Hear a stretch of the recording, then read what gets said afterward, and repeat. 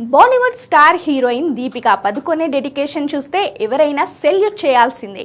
ఇటీవల తన రెండో ప్రెగ్నెన్సీని ప్రకటించిన దీపిక విశ్రాంతి తీసుకోకుండా షూటింగ్లో పాల్గొని అందరినీ ఆశ్చర్యపరిచారు.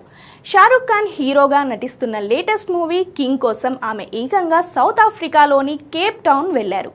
అక్కడ ఆరెంజ్ కలర్ ఫ్రాక్లో మెరిసిపోతూ షారుఖ్తో కలిసి ఒక పాట చిత్రీకరణలో పాల్గొన్న ఫోటోలు ఇప్పుడు సోషల్ మీడియాలో సెన్సేషన్ క్రియేట్ చేస్తున్నాయి.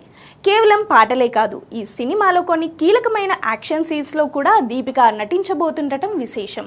2026 డిసెంబర్ 24న విడుదల కానున్న ఈ చిత్రంలో షారుఖ్ తన కుమార్తె సుహానా ఖాన్తో కలిసి మొదటిసారి స్క్రీన్ షేర్ చేసుకుంటున్నారట.